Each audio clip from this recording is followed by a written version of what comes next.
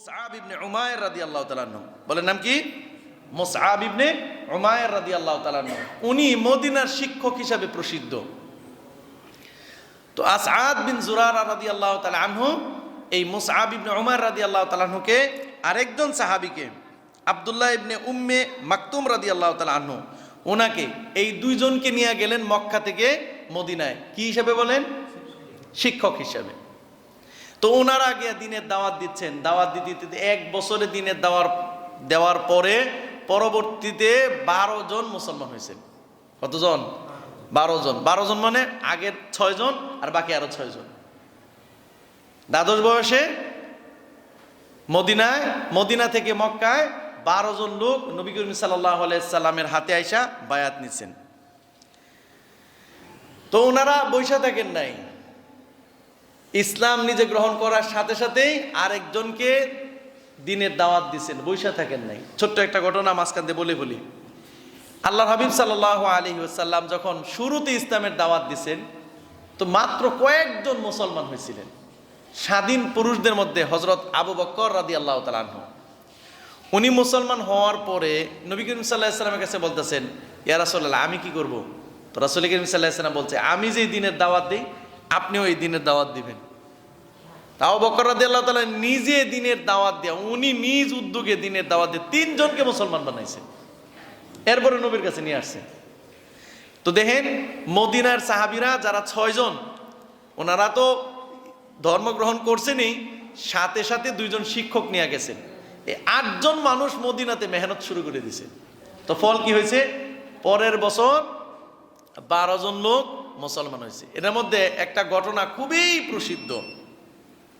এই আসআদ বিন জুরারা রাদিয়াল্লাহু তাআলা আনহু, উনি যখন মুসআব রাদিয়াল্লাহু তাআলা আনহুকে নিজের বাড়িতে রাখলেন আর মানুষকে দিনের দাওয়াত দিতেছিলেন, তো এই মদিনার একজন নেতা ছিলেন, গোত্রীয় নেতা, ওনার নাম ছিল উসাইদ ইবনে হুযাইর রাদিয়াল্লাহু তাআলা আনহু। উসাদ ইবনে হুযাইর, ওনার কানে এই কথাটা পৌঁছলো। মানুষকে বলল যে আসআদ বিন জুরারা সে মক্কা থেকে একজন লোক আনছে, এই মদিনাতে আসার পরে সে কেন জানি কোন ধর্মের কথা বলে আর আমাদের নারী এবং শিশুদেরকে বিভ্রান্ত করতেছে। তো হযরত উসাইদ ইবনে হুযাইর রাদিয়াল্লাহু তাআলা আনহু এই কথা শোনার পরে খোলা তরবারি নিয়ে আসছে, যে কারই এরকম ক্ষমতা যে মদিনায় এসে এরকম আমার ধর্মের বিরুদ্ধে বলে, আমাদেরকে ধর্মান্তরিত হওয়ার কথা বলে। উনি খোলা তরবারি নিয়ে আসছেন। আসার পরে বলতেছেন, মুসআব ইবনে উমার রাদিয়াল্লাহু তাআলা আনহুকে উদ্দেশ্য করে বলছিলেন যে আপনি এখানে কেন আসছেন, আর কেন আপনি আমাদের শিশু এবং নারীদেরকে ধর্মান্তরিত করতেছেন, বিভ্রান্ত করতেছেন? তো এই কথা বলার পরে মুসআব ইবনে উমার রাদিয়াল্লাহু কিছু বলেন নাই। তারপরে বললেন যে শুনেন, আপনি যদি সময় থাকে এখানে অল্প সময় বসেন, আমি কিছু কথা বলি, এগুলো আপনি শুনেন। যদি আপনার পছন্দ হয় কবুল করবেন, আর যদি পছন্দ না হয় আপনি চলে যাবেন। তো মানুষ মুশরিক হোক আর মুসলমান হোক, জ্ঞানী মানুষ সর্বদাই জ্ঞানের পরিচয় দেয়। তো হযরত উসাইদ ইবনে হুযাইর রাদিয়াল্লাহু তাআলা বললেন, এইটা তো আপনি ইনসাফের কথা বলছেন, আচ্ছা ঠিক আছে, তাহলে আমি এখানে বসি, শুনি কথাগুলি। সুবহানাল্লাহ, সুবহানাল্লাহ। তো উসাইদ ইবনে হুযাইর রাদিয়াল্লাহু তাআলা আনহু এই মুসআব ইবনে উমার রাদিয়াল্লাহু তাআলা আনহুর কাছ থেকে দ্বীনের কথাগুলি শুনতেছেন। উনি ইসলামের বিভিন্ন দিক নিয়ে আলোচনা করতেছিলেন আর কোরআনে কারিমের আয়াতগুলি শুনাইতেছিলেন। তো উসাইদ ইবনে হুযাইর রাদিয়াল্লাহু তাআলা যখন এই কোরআনের আয়াতগুলি শুনতেছিলেন, শোনার পরে বললেন, মা আহসানা হাদাল কালামা ওয়া আজমালাহু, আরে এই কথাগুলো কতই না সুন্দর, কতই না উত্তম, কি সুন্দর মধুর মধুর বাণী তুমি শোনাইতেছো। তো উসাইদ ইবনে হুযাইর রাদিয়াল্লাহু তাআলা বললেন যে যদি কেউ আপনাদের ধর্ম গ্রহণ করে তাহলে তার করণীয় কি? তো মুসআব ইবনে উমাইর রাদিয়াল্লাহু তাআলা বললেন যে প্রথমে নিজের শরীর এবং কাপড় পবিত্র করতে হবে, এরপরে শরীর পবিত্র করার পরে গোসল করতে হবে, এরপরে কালিমায়ে শাহাদাত পড়ে মুসলমান হইতে হবে। তো উসাইদ ইবনে হুযাইর রাদিয়াল্লাহু তাআলা এই সব কিছু করে মুসলমান হয়ে গেছেন। হওয়ার পরে বললেন, ভাই শুনেন যে আমার আরেক বন্ধু আছে, সাদ ইবনে মুআজ রাদিয়াল্লাহু তাআলা আনহু। সাদ ইবনে মুআজ রাদিয়াল্লাহু তাআলা আনহু উনি এক গোত্রের নেতা ছিলেন এবং মদিনার মধ্যে সম্ভ্রান্ত ব্যক্তিদের মধ্যে একজন। সাদ ইবনে মুআজ রাদিয়াল্লাহু তাআলা আনহু ওনার কাছে গেলেন। এই উসাইদ রাদিয়াল্লাহু তাআলা আনহু উনি গেলেন, এ বললেন যে ভাই, মূলত উনিই পাঠাইছিলেন, সাদ ইবনে মুআজ রাদিয়াল্লাহু তাআলা উনি মূলত এই উসাইদ রাদিয়াল্লাহুকে পাঠাইছিলেন যে এই লোকটা কি বলে শুনে আসো।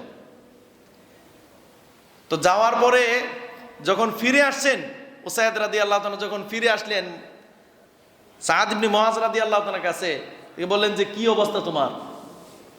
তো বলল, ভাই আমি তো এগুলো শুনে মুসলমান হয়ে গেছি। তো সাদ ইবনে মুআজ রাদিয়াল্লাহু তাআলা খুব রাগান্বিত হইলেন।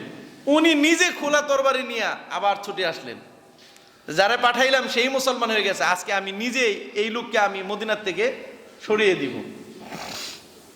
আল্লাহু আকবার। তো উনি আয়েশা এই কথা বলছিলেন, মা ফাআলতা, যে তুমি এখানে কি করো, মানে মুসআব ইবনে উমার রাদিয়াল্লাহু তাআলা আনহুকে বলে, তুমি মা ফাআলতা, তুমি এখানে কি করো? তো ওনাকে এই কথাই বুঝাইলেন যে আপনি এখানে একটু বসেন, শুনেন, যদি কথাগুলো পছন্দ হয় তো কবুল করবেন, আর যদি পছন্দ না হয় আমি চলে যাব। তো সাদ ইবনে মুআজ রাদিয়াল্লাহু তাআলা বললেন, হ্যাঁ এটা তো যুক্তিসঙ্গত কথা, এটা যুক্তিসঙ্গত কথা। তো উনিও শুনলেন, শোনার পরে উনিও একই হালত, উসাইদ রাদিয়াল্লাহু তাআলা যেভাবে প্রশ্ন করছিলেন এভাবেই প্রশ্ন করলেন, মুসআব ইবনে উমার রাদিয়াল্লাহু তাআলা এভাবেই উত্তর দিলেন। দেওয়ার পরে উনিও মুসলমান হয়ে গেছেন। সুবহানাল্লাহ। উনি শুধু মুসলমানই হন নাই, উনি মুসলমান হওয়ার পর একটা কাজ করছেন। উনি তো গোত্রের নেতা ছিলেন। সাদ ইবনে মুআজ রাদিয়াল্লাহু তাআলা আনহু এখান থেকে বের হয়ে সরাসরি নিজের গোত্রের লোকদের কাছে চলে আসছেন। আর আয়েশা কণ্ঠস্বরকে উঁচু করে বলছিলেন, হে আমার গোত্রের লোকেরা, তোমরা বলো আমি তোমাদের মধ্যে সম্মানী কিনা? বলে, হ্যাঁ আপনি সম্মানী, হ্যাঁ আপনি সম্মানী। যে আমার পরামর্শ তোমরা মানো কিনা? বলে, হ্যাঁ অবশ্যই, আপনি যেটা আদেশ করেন আমরা মানি। তো সাদ ইবনে মুআজ রাদিয়াল্লাহু তাআলা বললেন, যতক্ষণ পর্যন্ত তোমরা আল্লাহ ও রাসূলের আনুগত্য না করবে, অর্থাৎ কালিমা শাহাদাত পাঠ করে মুসলমান না হবে, তোমাদের সাথে কথা বলা, তোমাদের সাথে থাকা আমার জন্য আমি হারাম করে নিলাম। সাদ ইবনে মুআজ রাদিয়াল্লাহু তাআলা ওনার এক কথায় আউস এবং খাজরাজের এই গোত্রের যারা ছিল সকল নারী এবং পুরুষ সকলেই মুসলমান হয়ে গেছে। তো এই ঘটনা আপনাদেরকে আমি কেন শুনাইতেছি? এমনি এমনি, কি বলেন, এমনি এমনি নেই। এই যে এতগুলি মানুষ মুসলমান হয়েছেন, মদিনার মুসলমান যারা প্রথমে হয়েছিলেন সংখ্যা কয়জন ছিল বলেন? কয়জন? আর পরবর্তীতে পরের বছর 12 জন। এই 12 জন যে কি মেহনত করছে শুনেন। এই 12 জনের মেহনতের ফল এরকম ছিল, এই 12 জন লোকে পরবর্তী বছর এত মেহনত করছেন, এত মেহনত করছেন, দিনের এত কথা মানুষকে শোনাইছেন যে পরবর্তীতে শুধু পুরুষেই হয়েছিল 86 জন। কতজন? এই 12 জন মানুষ মদিনায় দাওয়াত দিছেন, মেহনত করছেন, মানুষকে দিনের হক কথাগুলো শোনাইছেন। ওনাদের মেহনতের ফল হচ্ছে নবুয়তের 13তম বছর মুসলমানের সংখ্যা কত মদিনায়? 86। এই 86 জনের মধ্যে আরো 2 জন মহিলাও ছিল, 88 জন। এই 88 জনেই রাসূল করিম সাল্লাল্লাহু আলাইহি সাল্লামের কাছে আয়েশা, পরবর্তীতে ওনারা বায়াত নিছিলেন। প্রথমে একটা বায়াত হয়েছিল নবুয়তের দ্বাদশ বয়সে 12তম বছর, 13তম বছরে এরকম একটা বায়াত হয়েছিল যে ইয়া রাসূলুল্লাহ, আমরা তো শিরিক করব না, বেবিচার করব না, চুরি করব না, অন্যের হক লুণ্ঠন করব না, মিথ্যা কথা বলবো না, আমানতের খেয়ানতদারি করব না, সাথে সাথে আমরা এইটাও আপনার সাথে ওয়াদাবদ্ধ হইতেছি, এই বিষয়ে আপনার সাথে ওয়াদাবদ্ধ, আপনি যদি মক্কা ছেড়ে মদিনায় আসেন তাহলে আমরা জান দিয়ে মাল দিয়ে সর্ব লাইনে আপনাকে আমরা সাহায্য করব, আপনি শুধু মক্কা ছেড়ে মদিনায় চলে আসেন।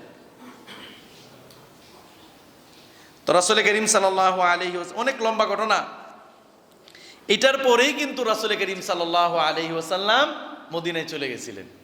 তো সাহাবায়ে কেরাম আস্তে আস্তে আস্তে আস্তে সবাই এই বায়াতের পরে, মদিনাবাসীরা যে বায়াত নিয়েছিলেন 2 বার, প্রথমবার 12তম বছর নবুয়তের 12তম বছর, আর নবুয়তের 13তম বছর ওনারা এই বায়াতটা নিয়েছিলেন। আর আল্লাহ তাআলাও মুসলমানদেরকে হিজরত করার, অর্থাৎ মক্কা ছেড়ে মদিনায় যাওয়ার অনুমতি দিয়েছেন। তো সাহাবায়ে কেরাম আস্তে আস্তে আস্তে আস্তে এক একজন করে যার যখন সুযোগ হয়েছে ওনারা আস্তে আস্তে আস্তে আস্তে মদিনায় হিজরত করছেন। লাস্টে নবী করিম সাল্লাল্লাহু আলাইহি ওয়াসাল্লাম ওনাকেও আল্লাহ তাআলা মদিনায় হিজরত করার অনুমতি দিছেন। কি দিছেন? অনুমতি দিছেন। সুবহানাল্লাহ।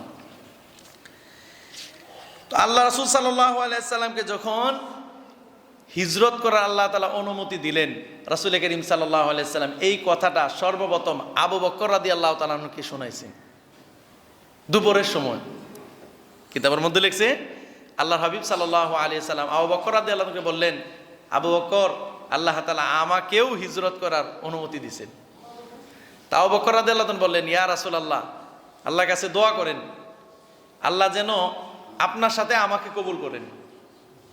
তা রাসূল করিম সাল্লাল্লাহু আলাইহি ওয়াসাল্লাম বললেন, হ্যাঁ, তুমিই হবে এই হিজরতের আমার সঙ্গী। সুবহানাল্লাহ।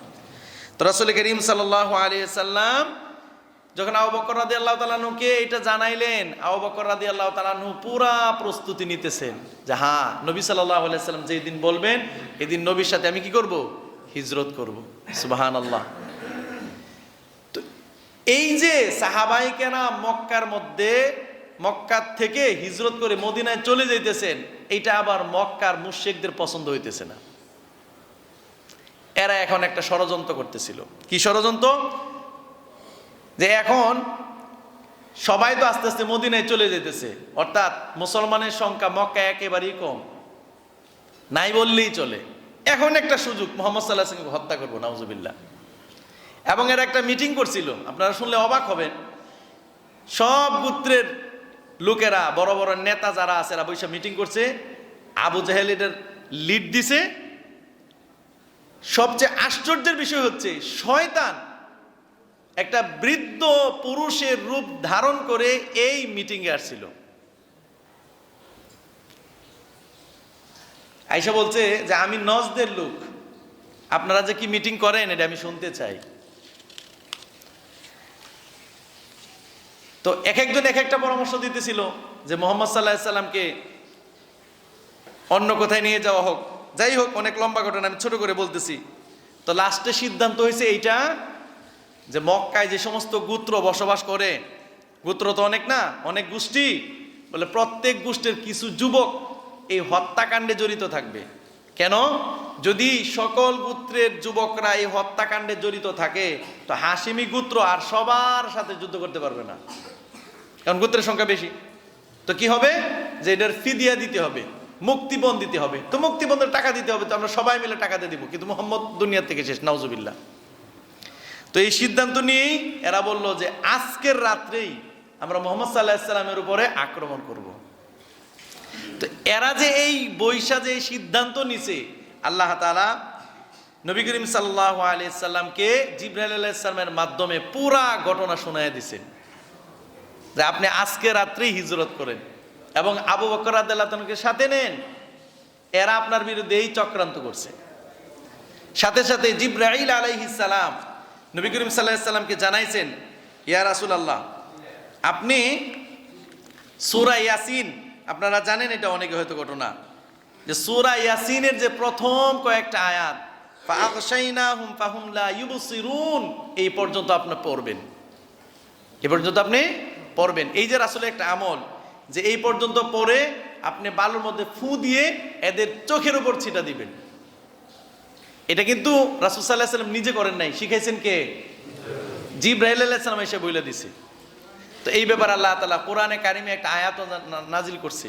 আল্লাহ বলেন, ওয়াইদ ইয়ামকুরু বিকাল্লাযীনা কাফারু লিয়ুসবিতুকা আও ইয়াকতুলুকা আও ইখরিজুকা ওয়া ইয়ামকুরুনা ওয়া ইয়ামকুরুল্লাহ ওয়াল্লাহু খায়রুল মাকিরিন। এই আয়াত দিয়া নবী করিম সাল্লাল্লাহু আলাইহি সাল্লামকে জানাইছেন যে এই মুশরিকরা, এই মক্কার মুশরিকরা আপনার বিরুদ্ধে যে চক্রান্ত করতেছে, চক্রান্তটা শুনেন এরা কি সিদ্ধান্ত নিতেছে। আল্লাহ তাআলা বলেন, ওই সময়ের কথা স্মরণ করুন হে মুহাম্মদ সাল্লাল্লাহু আলাইহি সাল্লাম, ওয়াইদ মানে উযকুর ইয়া মুহাম্মদ, হে মুহাম্মদ সাল্লাল্লাহু আলাইহি সাল্লাম আপনি ওই কথাগুলো স্মরণ করুন যখন কাফেররা চক্রান্ত করছিল যে আপনাকে তারা বন্দী করবে। কি করবে? লিয়ুসবিতুকা, আপনাকে তারা বন্দী করবে, আও ইয়াকতুলুকা, অথবা আপনাকে তারা হত্যা করবে, আও ইখরিজুকা, অথবা আপনাকে দেশ থেকে বের করে দিবে, ওয়ায়ামকুরুনা, আর তারা কি করতেছে? এটা একটা কৌশল অবলম্বন করতেছে। আর আল্লাহ বলেন ওয়ায়ামকুরুল্লাহ, আমিও তাদের ব্যাপারে এর চেয়ে উত্তম কৌশল অবলম্বন করতেছি। ওয়াল্লাহু খায়রুল মাকিরিন, আর আল্লাহ যে কৌশল অবলম্বন করেন এটা হয় অতি উত্তম, অতি উত্তম। মানুষ যেটা চক্রান্ত করতেছে আপনার এমনি বিপদ ফেলাবে, এই করবে, এরপরে সে বিপদ করবে। আল্লাহ বলে আমি আমার বান্দারে এমনি এমনি বাঁচাই দিব। এই জন্য আল্লাহ বলেন হ্যাঁ ওয়ায়ামকুরুল্লাহ ওয়াল্লাহু খায়রুল মাকিরিন। আচ্ছা, আল্লাহ হচ্ছেন কৌশল অবলম্বনকারীদের মধ্যে খাইর, মানে অতি উত্তম। আল্লাহ যেটা পরিকল্পনা করেন এটা মানুষ জীবনেও কল্পনা করতে পারবে না। তো রাসূল করিম সাল্লাল্লাহু আলাইহি ওয়াসাল্লাম হযরতে আলী রাদিয়াল্লাহু তাআলা আনহু ওনাকে বললেন যে আল্লাহ পাক আমাকে আজকে রাত্রেই হিজরত করার অনুমতি দিয়েছেন। হে আলী, আজকে রাত্রে আমি হিজরত করব, আর আমার কাছে মক্কার মুশরিকদের কিছু আমানত রয়ে গেছে। এই মক্কার মুশরিকরা সারাদিন নবীর বিরুদ্ধে আন্দোলন করে, অথচ এটা জানে যে মুহাম্মদের কাছে যদি আমানত রাখি এটার কোনো খেয়ানত হবে না। এই কিন্তু মুসলমানের আমানত নবীর কাছে ছিল না, এই সবই ছিল মুশরিকদের। মানে বিশ্বাস ছিল যে নবী মুহাম্মদ সাল্লাল্লাহু আলাইহি সাল্লাম কোনোদিন আমানতের খেয়ানত করবেন না। এই বিশ্বাসে নবী সাল্লাল্লাহু আলাইহি সাল্লামের কাছে এরা আমানতগুলি রাখতো। তো রাসূল সাল্লাল্লাহু আলাইহি সাল্লাম আলী রাদিয়াল্লাহু তাআলাকে বললেন, শোনো, আল্লাহ তাআলা আমাকে অনুমতি দিয়েছেন, আমি আজকে হিজরত করব, মক্কা ছেড়ে মদিনায় চলে যাব। তো তোমার কাছে এই আমানতগুলো বুঝিয়ে দিচ্ছি যে এই আমানতটা তার, এই আমানতটা তার, অমুকের, এভাবে সব দেয়া গেলেন। আর বললেন রাসূল সাল্লাল্লাহু আলাইহি সাল্লাম যে আমি যেই চাদর পরে রাত্রে ঘুমাই এই চাদর পরেই তুমি আমার বিছানায় ঘুমিয়ে যাবে। তো রাসূল করিম সাল্লাল্লাহু আলাইহি সাল্লাম রাত্রিবেলায় বের হবেন, প্রস্তুতি নিছেন। এখন দেখেন যে বাড়ির চারপাশে এই যে যুবকের দল সিদ্ধান্ত যে হয়েছে আজকে মুহাম্মদ সাল্লাল্লাহু আলাইহি ওয়াসাল্লাম হত্যা করবে, দেখে একদম বাড়ির চারপাশে যুবকের দল অস্ত্র হাতে নিয়ে দাঁড়ায় রয়েছে। তো জিবরাইল আলাইহিস সালাম ওই যে আয়াত শিখিয়ে দিছে যে ইয়া রাসূলুল্লাহ, আপনি সূরা ইয়াসিনের ফাগশাইনাহুম ফাহুম লা ইউবসিরুন এই পর্যন্ত পড়বেন, আর বালুতে ফু দিবেন, আর এদের চোখের উপরে দেয়া দিবেন। তো আল্লাহর হাবিব সাল্লাল্লাহু আলাইহি সাল্লাম যখন ঘর থেকে বের হইলেন, হওয়ার পরে এই বালুর মধ্যে ফু দিছেন, এই আয়াত পরে আর ছিটাইয়া দিছেন, প্রত্যেক যুবকের চোখে এটা পড়ছে, আর এরকম করতেছিল। এরকম করতে করতে রাসূল করিম সাল্লাল্লাহু আলাইহি সাল্লাম নিজ ঘর থেকে নির্দ্বিধার নির্ভয় বের হয়ে গেছে, এরা দেখেও নাই। তো অনেকক্ষণ পর রাসূল সাল্লাল্লাহু আলাইহি সাল্লামের ঘরের সাথে এক কাফেরের ঘর ছিল, সে অনেকক্ষণ পরে ঘর থেকে বের হয়েছে। বের হওয়ার পরে দেখে যুবকের দল অস্ত্র হাতে নিয়ে দাঁড়ানো। তো বলেন, এই তোমরা এখানে দাঁড়ানো কেন? যে সিদ্ধান্ত হয়েছে আজকে মুহাম্মদ সাল্লাল্লাহু আলাইহি সাল্লামকে হত্যা করে ফেলবো। তো এই মুশরিক আবার রাসূল সাল্লাল্লাহু আলাইহি সাল্লাম যে ঘর থেকে বের হয়েছেন সেটা দেখছে। তো দেখার পরে বললেন, আরে যুবকের দল, তোমরা তার জন্য অপেক্ষা করতেছো, আমি তো নিজের চোখে দেখছি মুহাম্মদ বের হয়ে গেছে এবং তোমাদের চোখে বালু দিয়ে গেছে। এ মুশরিক বলে দিছিল। তো ঠিকই এরা এখানে একটা ঘটনা না বললেই নয়, মুশরিকদের মধ্যেও এটার আমল ছিল যে এরা কারো ঘরে অনুমতি ব্যতি রেখে প্রবেশ করতো না। এরা যদি ইচ্ছা করতো তো এই রাত্রে বেলায় নবী সাল্লাল্লাহু আলাইহি সাল্লামের ঘরে ঢুকতে পারতো, কিন্তু এরা ঢুকে নাই। এর দ্বারা মুসলমানের শিক্ষা, কারো ঘরে কারো রুমে অনুমতি ছাড়া কখনোই প্রবেশ করবেন না, এটা নিষেধ। এটা মক্কার মুশরিকদের মধ্যেও ছিল, এরাও কারো ঘরে প্রবেশ করতো না অনুমতি ছাড়া। তো সকাল যখন হয়েছে এই মুশরিকরা কি করছে, ঘরে গেছে, ঘরে গিয়ে দেখে আলী রাদিয়াল্লাহু তাআলা আনহু বিছানা থেকে উঠতেছে। এত অবাক হয়ে গেছে যে কি, বলে যে রাসূল করিম সাল্লাল্লাহু আলাইহি সাল্লাম তো রাত্রবেলায় চলে গেছেন। সুবহানাল্লাহ। তো রাসূল সাল্লাল্লাহু আলাইহি সাল্লাম যাওয়ার আগে যখন প্রস্তুতি নিছিলেন, তো একজন মুশরিককে, যে আসলে মদিনার রাস্তাটা চিনে, তাকে এরকম কিছু মজদুরির মাধ্যমে তার সাথে চুক্তি হয়েছিল যে আমি আবু বকর, আমরা মক্কা থেকে মদিনায় চলে যাব, তুমি আমাদেরকে রাস্তা দেখাইবা। রাসূল সাল্লাল্লাহু আলাইহি সাল্লাম তো এর আগে কোনোদিন মদিনার যান নাই, আর মদিনা কি কাছে না অনেক দূরে? হ্যাঁ, যারা হজ করতে গেছেন, উমরা করতে গেছেন, দেখছেন কত দূরে। এখন তো কাছে মনে হয়, ঠিক না? সম্ভবত 600 কিলোমিটার, 400। তো 400 কিলোমিটার অনেক দূরে না? আর রাসূল করিম সাল্লাল্লাহু আলাইহি সাল্লাম তো আগে কোনোদিন মদিনার যান নাই, রাস্তা চিনবেন কিভাবে? গেছেন কোনোদিন? তো যান নাই। এই জন্য এই মুশরিককে আগে থেকে তার সাথে চুক্তি হয়েছিল এবং তার প্রতি একটা আস্থা ছিল যে আমরা যদি তাকে মদিনায় নিয়ে যায় সে রাস্তাটা বলে দিবে না। কারণ কিছু মানুষ থাকে না, সত্যবাদী থাকে না, রাসূল সাল্লাল্লাহু আলাইহি সাল্লাম তার প্রতি আস্থা ছিল যে আমরা যদি তাকে মক্কা থেকে মদিনায় নিয়ে যাই তো এইটা আয়েশা বলবে না, বা এই চুক্তি হইলেও কোনো মুশরিকের কাছে এটা প্রকাশ করবে না। তো আল্লাহ হাবিব সাল্লাল্লাহু আলাইহি সাল্লাম আগে থেকে 2টা উটের ব্যবস্থা রাখছেন, আর তার সাথে চুক্তি ছিল। তা আল্লাহ রাসূল সাল্লাল্লাহু আলাইহি সাল্লাম এই মক্কা থেকে বের হয়ে রাত্রিবেলায় বের হয়ে গারে সৌর একটা পাহাড়ের পাদদেশে এক গুহায় রাসূল সাল্লাল্লাহু আলাইহি সাল্লাম 3 দিন অবস্থান করছেন। কয়দিন? 3 দিন। যাতে মক্কার মুশরিকরা এরকম খুঁজতে খুঁজতে একসময় ক্লান্ত হয়ে যাবে। আল্লাহ রাসূল সাল্লাল্লাহু আলাইহি ওয়াসাল্লাম ধারণা ছিল 3 দিনই তো খুঁজবে, এরপরে তো আর খুঁজবে না, মনে করবো আমরা মদিনায় চলে গেছি, আসলে আমরা মদিনায় যাই নাই। এটা একটা কৌশল ছিল। রাসূল করিম সাল্লাল্লাহু আলাইহি ওয়াসাল্লাম 3 দিন পর্যন্ত এই গারে সৌরে অর্থাৎ পাহাড়ের গুহায় অবস্থান করছেন। অনেক লম্বা ঘটনা। আবু বকর রাদিয়াল্লাহু তাআলা আনহু যখন আল্লাহ হাবিব সাল্লাল্লাহু আলাইহি সাল্লামকে নিয়ে ওই গারে সৌরে গেছেন, মানে পাহাড়ের গুহায় আশ্রয় নিছেন। আল্লাহু আকবার। এখানে অনেক কুদরত, অনেক কুদরত। আল্লাহু আকবার। আল্লাহ তাআলা মাকড়সা পাঠাইছেন, এই গুহার মুখের মধ্যে মাকড়সা জাল বুনছে, এরপরে 2টা কবুতর এরকম ডিম পারছে, যাতে মক্কার মুশরিকরা বুঝতেই না পারে, কেউ যেন আন্দাজই না করতে পারে যে এই গুহার ভিতরে কোনো মানুষ থাকতে পারে।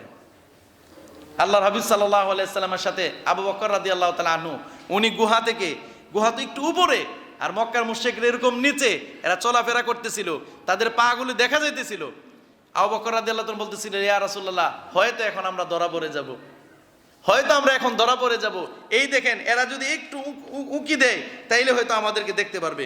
তো আল্লাহ তাআলা কোরআনে কারীমের মধ্যে আয়াত নাজিল করে দিয়েছেন যে এক বন্ধু আরেক বন্ধুকে বলতেছে, লা তাহজান ইন্নাল্লাহা মা'ানা, যে তুমি ভয় করেও না, আমাদের সাথে কে আছেন?